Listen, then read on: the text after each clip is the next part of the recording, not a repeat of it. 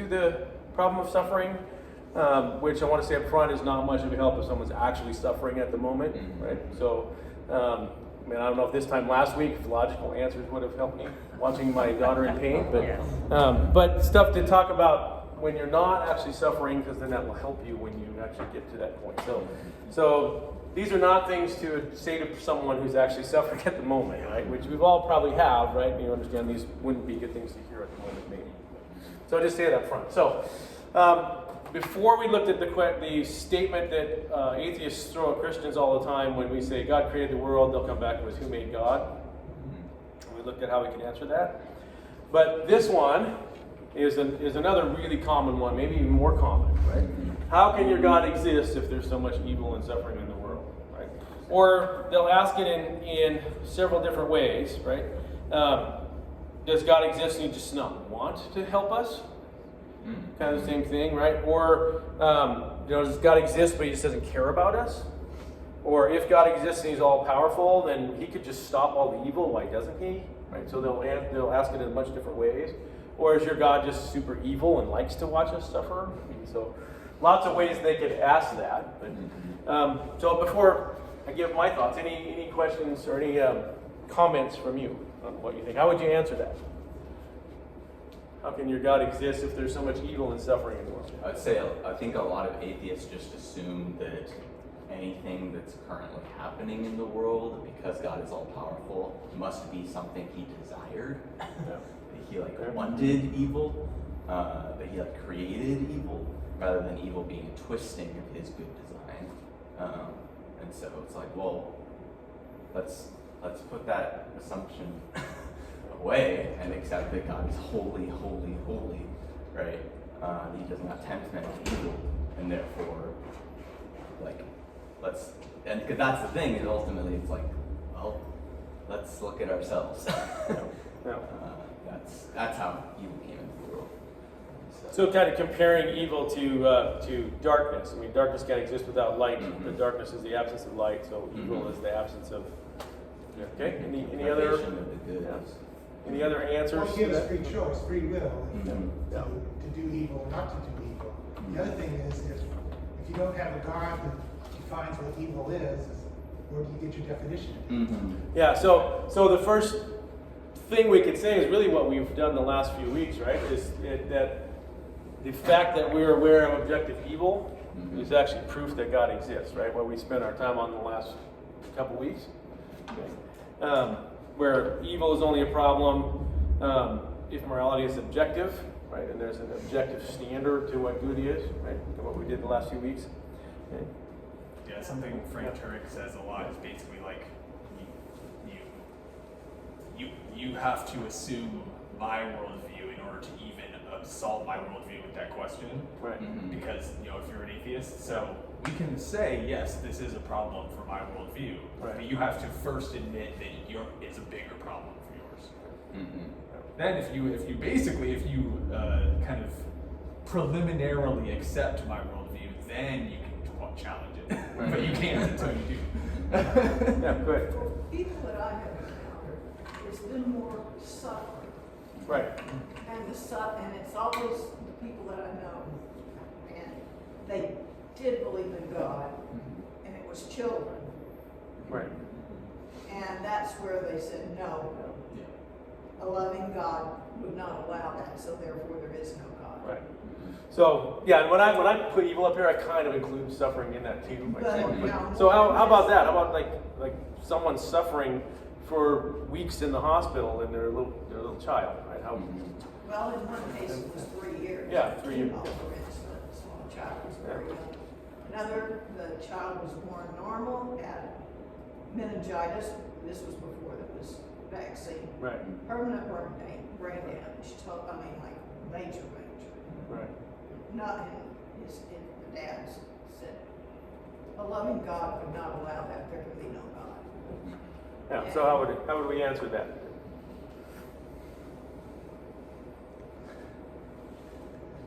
Honestly, I feel like I wouldn't even try that's to the hardest answer thing. that. Yeah. Well, at the moment, Like in that moment, probably not when the he best says time. that to me, But if if we're talking, Yeah. I'm not going to be like, well, I haven't. It's like, Yeah. Yeah. No, I'm not saying directly answer it down, right? But thinking about it now, logically, how can we rationalize that? Yeah, like somebody that's permanently damaged for life, it's just hard to answer even really, but.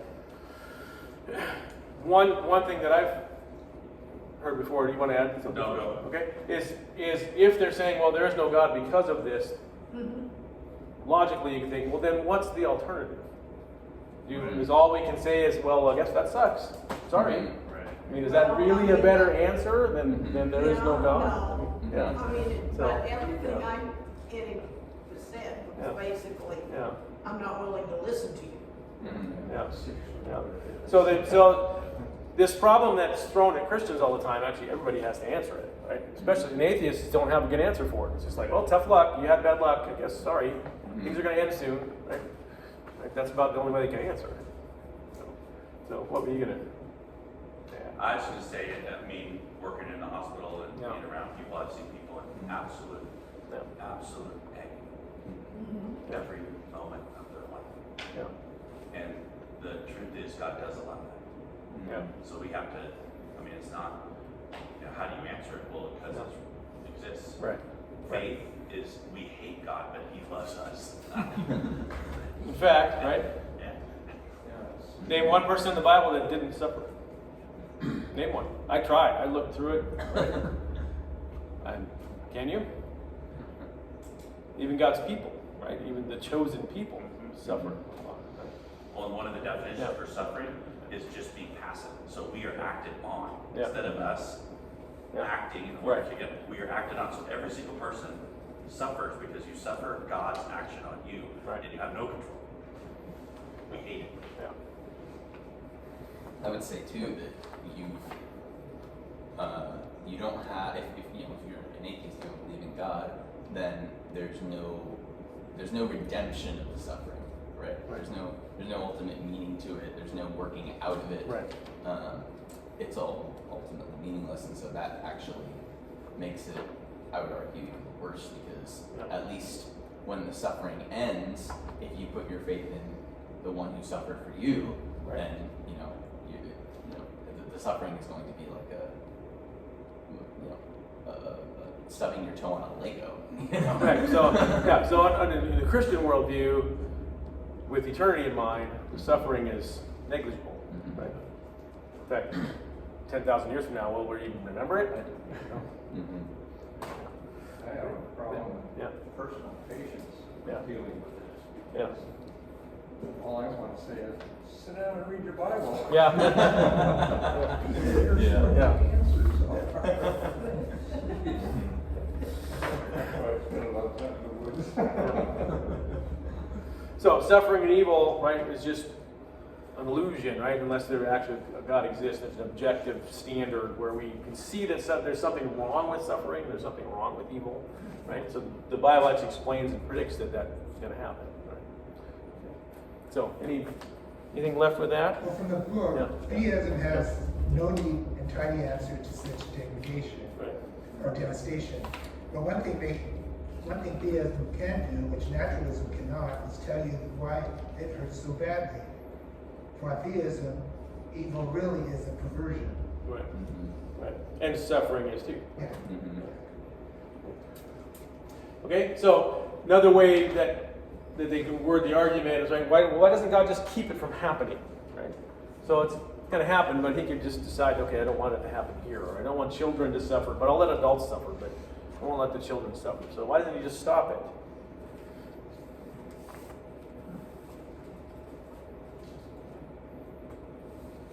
Free choice. Yeah, I think the traditional answer would be because free will is required for love, and therefore that love is a higher goal for God than any of the other lesser things that happen because he's willing to allow sin to happen because free will is required for love, and therefore he wants us to love him. Yeah, so common answer is the free will argument, which you've probably already heard, and going back to most everybody would agree, the ultimate ethic is love. Right? And can you be forced to love someone? Is that truly love? No. Yeah, so the common argument is if we're going to truly love, we have to choose to do that. And so free will is a necessary component for love to exist. And if there's going to be free will, then there's going to be people that choose to do things that are opposite of what God wants, so there's going to be some evil there too. Some people have said, like, well, God could have given Adam and Eve free will, sure, but then why did he put the apple? Why did he even give them an option to do bad? They could have had free will without the option to do that evil. Right. But it would have been consequenceless free will in that case, which is essentially not free will anyway. Right. So the reason God, it seems to me philosophically, the reason that there was an actual possibility for Adam and Eve to sin was because their free will didn't really mean anything. Okay, so does free will mean something if you don't have the actual choice to sin? Are there other things that require free will that we call really good besides love?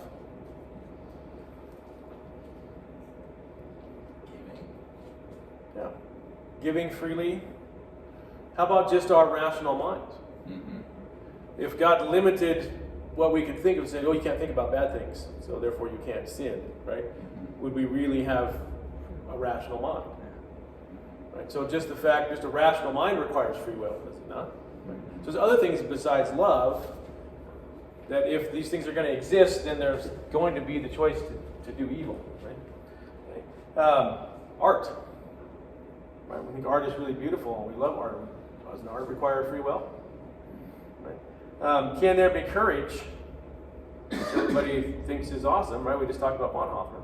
Can there be courage without danger and fear? Can there be compassion without suffering? Which may be one of the reasons for suffering, right? For people to show compassion. I think compassion is good, right? Can there be forgiveness, which we think is good, right? Without sin? Can there be sacrifice without hardship? Can there be charity without poverty? So maybe one of the reasons that we need free will, and maybe one of the reasons for evil and suffering, is then we get to show all these other really good things. So thoughts on that? I think Frank Terry talks about this as well, but often when people ask about free will or why God doesn't do something about suffering, it's like, well, a lot of the places where he does do something about suffering, atheists really hate in the Bible. So like when he kills, many different people groups who are sacrificing their kids on the arms of Molech and other things, they're like, well, that's just, that's genocide, and that's, they start freaking out. And it's like, well, these are concrete examples of God giving people their just punishment for what they did and saying, no, I'm no longer going to allow you to freely choose to just, sin against me. My patience has worn out, and I'm going to do something about it. And then they're like, that's evil. And you're like, what? It's literally what you asked. This is what you... Or the best answer to why doesn't God do something about evil and suffering? What's the best answer? Then we wouldn't be here. Well, He did. I think he did. Yeah. So, And if he did, and you could be for everyone, you could participate in it. none of us would be here. We'd all be done for. Well, another way to think of it also is, I think, is if we're human and we're made in the image of God, what part of us is godly? And the part of us that's godly is the part that's doing courageous, compassionate, loving things. And that's how we reflect the image of God to the world, is what... And could we do that if there wasn't evil? Exactly, or a free choice. Yeah. Right. Yeah. Any other thoughts on that? I think we do have to be careful when we say things like, could we do X if X wasn't here? Because I have actually heard some people say that the reason God, allowed, Adam and Eve to sin and everything that's happened to happen is because he couldn't show his perfections fully. For example, forgiveness without something to forgive, or God's compassion without something to be compassionate over. And I'm like, well, that sounds great, but then it actually, what you're saying is that in order for God to show his perfection fully, sin has to exist. And that's just ridiculous. So we can't go there. We can talk about that, and it's like, yes, that is a thing that's important. Like, that God gets this opportunity to forgive and show compassion and do all these things, but we can't say that's the ultimate reason he did it, because then we would be saying sin is necessary for God's perfection. Yeah. Wait, but would you say it's the ultimate reason he did it? Or is this one of the reasons? Yeah, I would say it's one of them. I said if we say it's the ultimate reason, then we're Right. yeah. So any other questions on the free will argument? We've kind of gotten into this one, but any questions on the free will one? In order to be able to love, we have to have free will, which then, as a result, there's going to be things that go against God as well. Okay. So this one is, again, I'm not saying these aren't hard for people to accept, but they are rational explanations as to why it might suffer. So we kind of got into this a little bit. There has to be some suffering in order for us to show some of the good things that can come out of that. Okay. So God might have some good reasons why he allows evil and suffering. And just some quick thoughts, right? As a parent,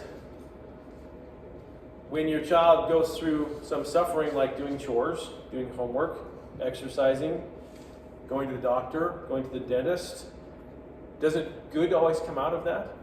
Well, no, most of the time, right? Yeah. I mean, if you're sick, you get a shot, you don't like the shot, it's painful, you suffer for a moment, right? But it cures you, right? Or if you want to get a college degree, you have to go through a lot of homework and suffer and testing, right? Which is not fun, right? But good comes out of it at the end. So, are there reasons why we might want to suffer? So good can come out of it. What do you think? I actually had a conversation online with an atheist maybe like a month ago, and if we were talking about free will, this is determinism. I mentioned, like, if he's basically saying, well, if he's allowing free will, then this is just terrible because of suffering. Right. And I was like, well, if God, like, when you think about he was like, why would he even choose to have people exist anyway if so many people were gonna have such terrible lives? Yeah. And I said, well, let's say that you're a parent, right, and you know for a fact that that if you have 2 kids, one of them is gonna murder 10 people, and another one is gonna save 1,000. Does that mean you can't have 2 kids? Yeah. Right? Does that mean, you don't, that your choice to have those 2 kids was morally wrong? Yeah. And I think the obvious answer is no. That there's a greater good that is coming out of that suffering. And I think that's a fairly good illustration of what God is allowing suffering, but ultimately he's bringing so much greater good out of it. Right. And he brings all things to good for those who love him. Right. So I do think it's reasonable, I don't like it, but I do think it's reasonable that certain acts of evil and suffering bring about some greater good. Right? So an example, horrible abduction and murder of 2 children, Joan D'Alessandro in 1973 and Amber Hagerman in 1996. Resulted in Jones Law and the Amber Alert program, which has saved thousands of children from the same fate. Oh, wow. So good can come out of horrible evil and suffering, right? Or you want to mention the wars? I mean, Ted and I were talking before class. If you look at the history of the United States, and that's certainly not biblical, but you look at the history of the United States, and Thomas Jefferson sets up the ideal of all men are created equal, but we're not created equal. And so every time that there is a major war in the United States that is considered for a good cause or whatever, we've redefined our democracy. The Revolution, we're free from England. The Civil War, the 13th, 14th, 15th Amendment are passed, and now we redefine a new birth of freedom to include African Americans. And then after World War I, we redefined our democracy to allow women to vote and Native Americans in 1924. After World War II, we once again redefined democracy, and the civil rights movement begins. So you can see a cause and effect from big historic level too. Vietnam, 18-year-olds get the right to vote. Then there's also the wars where there's no memorials in Washington, D.C., like the Mexican-American War, the Spanish-American War. There's no memorials for those wars because maybe we really didn't redefine democracy, we just expanded our imperialistic desires. So. Right. Yeah. So, other thoughts on that? We're talking about God allowing suffering. Does God bring suffering on for a purpose? Yeah. I mean, my kids thought they were suffering a lot of times when they had to go out and do chores and stuff. Right. Right. When they couldn't get a car, they Right. had to mess up the parking lot at the high school. And afterwards, they wrote me a note and thanked me Yeah. for that suffering. Yeah. So, yeah, could I change that word to cause? What do you think? It causes suffering, it causes evil. No, not cause evil, Yeah. because Yeah. the suffering. Yeah, I guess we can kind of divide suffering and evil Yeah. a little bit. And sometimes just it seems hard to imagine God would target one 3-year-old and cause that child to have cancer Right. Yeah. or whatever, like that. Yeah. I guess suffering, in a sense, would more be, I guess, if you have your kids do something and they think they're suffering, right, but they're really not. Yeah. Like, if you're having them, I don't know, mow lawns, wash cars, whatever, you're building character, right? They're like, oh, I'm suffering. It's like, but you're not, though. You're fine. This is actually just a good thing that you are viewing as suffering because you are not mature, right? You are not sinless. You are not holy. And so I think there would be a distinction between God causing suffering from our perspective versus bringing about good things that our flesh doesn't like. Right. And just on that point, things from our perspective might be different than the person that's actually going through the suffering. And I'll use my oldest daughter as an example. Okay? She's in pain every day. She has some unknown neuromuscular diseases that cause her muscles to get super tight. That's why she's in the wheelchair. She's had a bunch of major surgeries on her back to keep her straight. So what we perceive as evil and suffering sometimes isn't, because she's very happy. She's very satisfied with her life. This is just the way I am. Right? It's not. I'm glad I was born. I'm glad that I'm here. And so some people, we might view people with disabilities as suffering when they're actually not. They're actually very happy with what they're doing. And she says most of the other people with disabilities that she knows feel the same way. She has a friend that cannot move, and everything has to be done for her, and she said her friend is perfectly happy. And so what we view as suffering sometimes isn't, is We tend to the focus point. on the suffering and Yeah. not look maybe beyond that to Right, what happened. right. Hey, I want to add to that. Yeah. Having taught school for over 40 years, it was remarkable to see families and kids that were siblings of kids that had disabilities, and how remarkable, though, how deep a lot of times those kids were. The toughest kid I ever coached, Ben Peterson, Yeah. had a brother who had Down syndrome. I tell a personal story. I had Ted's daughter, Cayenne, in class. And Cayenne, one of the toughest classes in the school, AP US History. And Cayenne's legally blind, so Ted would go down there to the copy machine and copy off the book, and Cayenne would read the book. And I'm sure that Ted knows a lot about US history because the I hours read a lot of the book too. that he spent teaching and working with Cayenne in class. Well, one day I remember I was writing something on the whiteboard, and Cayenne usually came in a little earlier than the other kids. Came in, and the night before, my basketball team had played horribly, and we'd gotten beat, and I got out coached, and I was feeling awful that day. I was ready to go to practice and let those kids have it, let me have it. And, we were going to really, and all I could think about, I was so self-absorbed. Cayenne walks in, and she goes, "How you doing, Mr. Dixon?" And I turn and I look, and I see this young lady who's in a wheelchair for the rest of her life, who has to work harder than twice as hard, maybe 10 times harder than every kid in that class. She's got a big smile on her face, and she's going, "How are you today?" And I'm thinking, I'm shitty.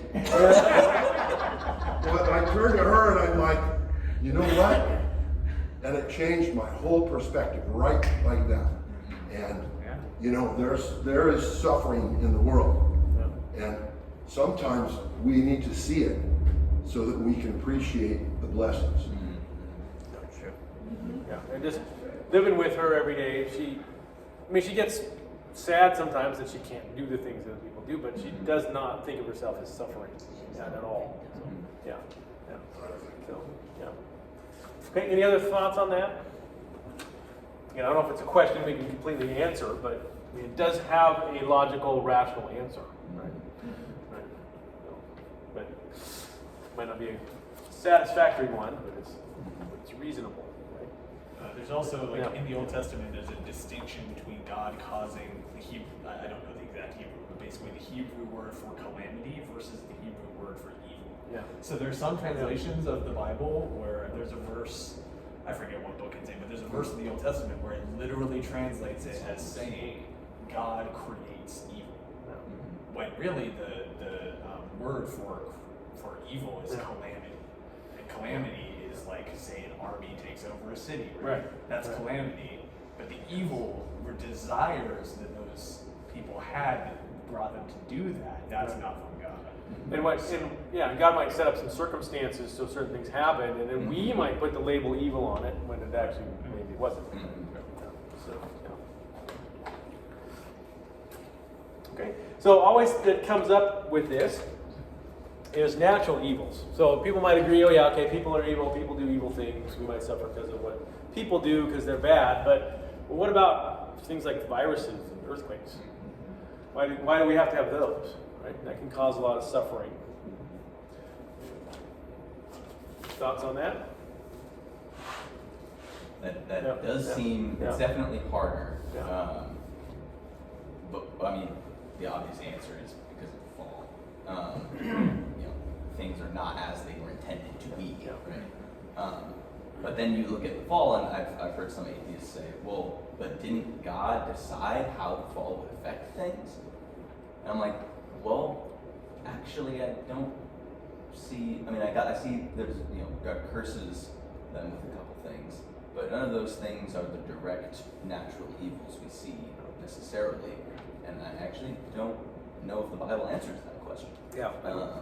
And so, yeah, but that does. The closest it comes is when Jesus talks about the tower falling on people, and he goes, "Oh, it's just going to happen. It happens to everybody." I mean, it's pretty much what he seems to say, right? Yeah. Well, I can speak directly to viruses and earthquakes. Okay. So when I looked into this, it's actually really interesting. The viruses that cause human suffering or animal suffering, right, are exceedingly rare. Exceedingly rare. The Earth is filled with over 100 million virus particles. Viruses outnumber all living things by a factor of 100.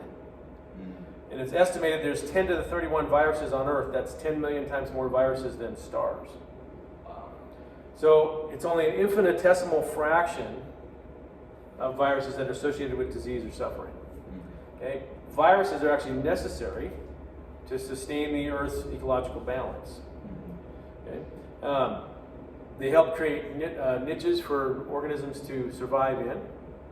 The biggest thing they do, though, is every day they kill 40 to 50% of the bacteria. And if viruses weren't killing 40 to 50% of the bacteria every day, we would be a bacteria world. There wouldn't be any other life on the planet. So viruses are actually necessary for us to exist here. Okay? And most of them don't harm humans or animals. So that's kind of interesting. They're necessary for our survival. So, I found in my research that most of the time the answer to stuff like that is that, like, well, what if earthquakes just didn't happen? And then you go back and back and back, and you're like, well, in order to make earthquakes not happen, and then eventually you're just like, I guess the Earth wouldn't exist essentially, or it would be like an entire, the entire Earth would just like cut in half, or eventually, or whatever, right? So you're like, well, what if we just didn't what if this one bad thing just didn't happen? and then it's the butterfly effect. It's like we You're wouldn't be here. everything would be way worse actually. In fact, we have 2 planets right next to us don't have plate tectonics. There's no life on them. Right? Mars and Venus don't have earthquakes, but there's also no life. So, so plate tectonics, right, are necessary to maintain the correct levels of oxygen and CO2 in the planet. Okay. It also, this is a really interesting one, as the sun gets older and older and older and older, it gets brighter and brighter and brighter and brighter, which means our planet should get hotter and hotter and hotter and hotter. But plate tectonics actually takes carbon from the atmosphere and locks it into the earth and then buries it in the earth. So it's pulling carbon away from the atmosphere, and we think that's why our planet hasn't just been a runaway greenhouse effect from the sun getting warmer and warmer. Okay. So again, plate tectonics, moving continental plates, are crucial for us to actually even be here. Right? If we didn't have plate tectonics, there wouldn't be life on the planet. Maybe bacteria, but that's it. So questions, thoughts on that? I've heard some atheists say, well, then why didn't God just make it all different, right? Like, just make a world where none of those physical laws need the, plate tectonics or whatever. And I'm like, well, and I'm kind of picturing this world where you're basically just in a bouncy house with no corners, right? Yeah. And it's like, well, how would that be particularly meaningful, right? If you could do nothing that was in any way dangerous or even really very intriguing, would life be so worth living? Maybe not. Yeah, what do you think? How could you answer that? Why couldn't God just stuck us in a perfect world, right, where none of this is going on? I don't know why. I don't know that it's even possible, or maybe we're even too arrogant to totally try to explain the mind of God. He did that once and then messed it up. Yeah. Right, He said he tried that once and then messed it up.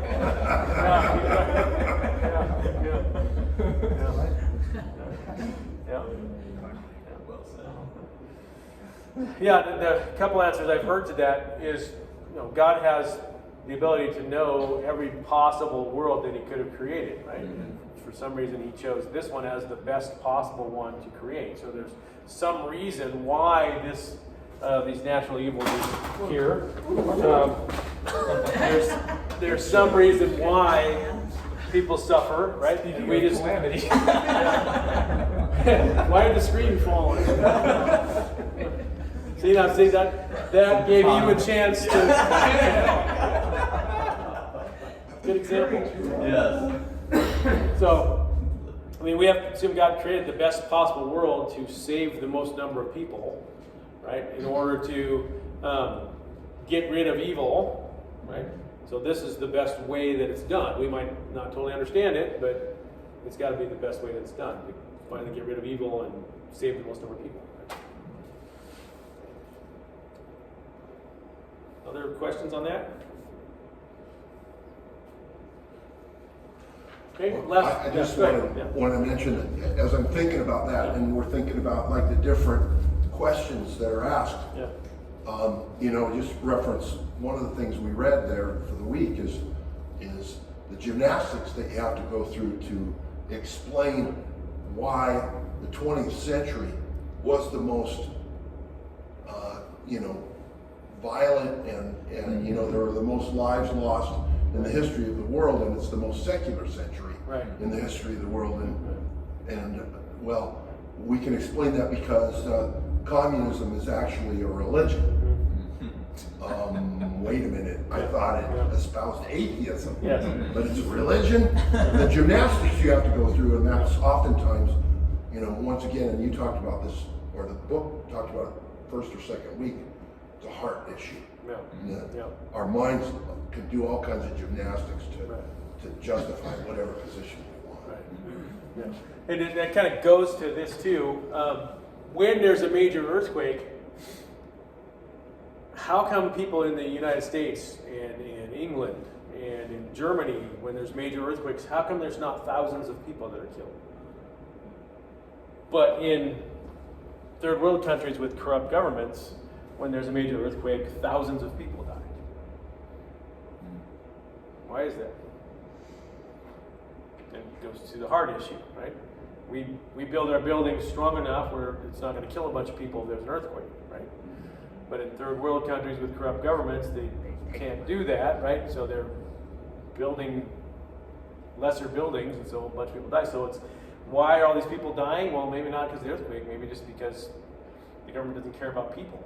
Right? Mm-hmm.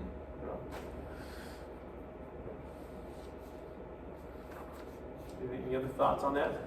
How about hurricanes? Yeah, kind of the same idea, right? If you leave when the hurricane's coming, right? I mean, we have ways to avoid a lot of the natural evil if we want to.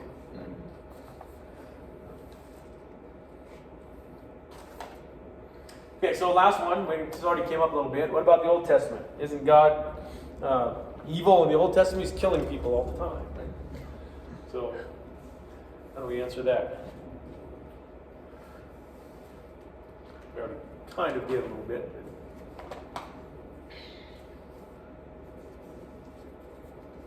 It's one of the common things that's thrown at Christians is, well, you know, God committed genocide of the Canaanites, right? Like, you pick out that people group to kill them all. How do we answer that? Well, one thing I'll often point out with that as well is, like, for example, with the Amalekites, you know, it says they wiped out every man, woman, and child. But then later on in the Bible, the Amalekites are mentioned again. Yeah. And so I think a lot of the time they're taking it so ridiculously literally, Right. that they're like, well, every single Amalekite was killed. And in reality, that's impossible because there are more Amalekites that are mentioned later on. Yeah. And so I think there's a level of cultural and historical context that most atheists just don't really care about. Right. They just want it to seem evil, right? They Yeah. want it to seem like God is just indiscriminately killing people, and in reality, it seems like contextually that's not actually what's happening. Yeah, in fact, when you read right after the command to drive out the Canaanites, and by the way, God said He's going to do it for them. If you read the command carefully, but right after the command comes instructions for Israel not to marry Canaanites or make treaties with them. So what? Why are those additional instructions necessary if they're all going to be killed? So was it genocide? The phrase you'll hear a lot when people who talk about this is that God was using hyperbolic battle language. Yeah. So if we say, yeah, the Seahawks destroyed the Steelers in the Super Bowl, well, did they destroy them? No. It was actually the They Broncos beat they them. destroyed. Right. Yes. Yeah. I'm not a sports guy. but so that's the argument. Those statements are, as you said, right, common warfare rhetoric and hyperbole of the ancient Near East. That's how they spoke. So, on that same note, and by the way, this is coming from this book, which is really good. By the way, if you want a book to read. Historians will make it clear that Israel only attacked military outposts. They never attacked general populations. Only political leaders and their armies were targeted by the Israelites, not the non-combatants. The most destructive language in the book of Joshua is used in describing Jericho and Ai, which were military outposts. The ancient Near Eastern language used there is describing attacks on military forts or garrisons, never general populations that included women and children. And there's no archaeological evidence of civilian populations in Jericho and Ai. So some points on that. Yeah, well, she was there as an army fort. She was the prostitute in the army fort, right? Pretty much. Yeah, but not general families and stuff. Well, the also thing is, God is slow to anger. Right. So, I mean, He left Canaan alone for 400 years Right. while the Israelis were in Egypt, so they could have, they were just getting more and more corrupt. Right. And it burned thousands of infants, burned thousands of children in sacrifice to Molech. They were extremely violent, involved in idolatry, incest, gang rape, adultery, bestiality, child sacrifice, many other grotesque practices. Anybody today would say that's disgusting. Yeah. So So it wasn't limited to a few people either. The historians say it was the entire culture was that way. So, and again, it took him 400 years to finally do some justice. So God is a God of justice, right, and judgment. He wasn't committing genocide. And this, the point I made earlier, it's like, well, when God's patient with evil people, they're like, well, how is he allowing this? Yeah, yeah. Right? And then when he does something about it, they're like, he's so evil. And it's like, there's just no winning. But that's, when your heart is darkened and you don't want to believe in the truth, then you're going to find something to blame God for. And then the last point here is he did the same thing to his own people. So it wasn't genocide. Right. He judged Israel in a similar manner, right? So it wasn't picking out a people group, he was judging evil. And he told them. Yeah. He Yeah. told them. Yeah. A long Over time. and over and over. He warns us to. Yeah. Anything else? I think that's. Yeah. So the last point I'll make is that God is doing something about evil, as we mentioned, right? And the problem with the Old Testament was fixed with Christ, right?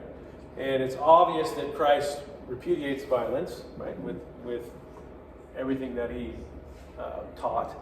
Okay? And so the new covenant actually probably is not going to allow us to do stuff like happened in the Old Testament. Right? It's he's got a different way now, right? And so kind of a good thing to mention at the end. Anything else? Any questions? Okay. It's not a very satisfying answer to most people, but we do have to acknowledge that God literally does have the right to take life. Right. We don't, but he genuinely does. Like, he wants to kill me right now. There's a zero moral problem with that. And it's very hard to get that through like an atheist's head, but that's just, if you believe in the God of the Bible, you have to come to that conclusion. So. Well, and I think it's not our job to really worry if the answer is satisfying.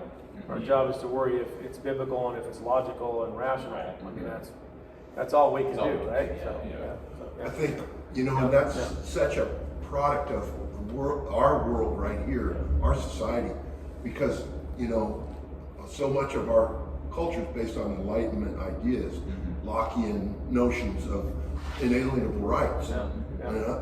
And as Christians, we don't have unalienable rights. We don't. We are servants of the Lord, and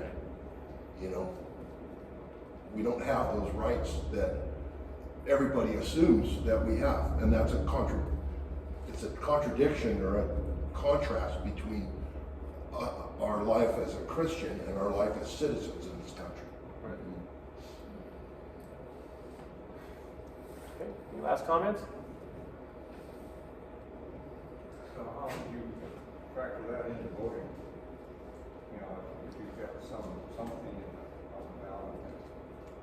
Well, that's a great question, and I think once again we get back. We listen to Dax preach every week about how we need to eschew the law and live by the new covenant. Does that mean the law has no impact on our society? No. We need to make decisions as citizens based on the law. So the law still has validity, but for our soul, for our salvation, not. I don't know, that's what I think. Yeah.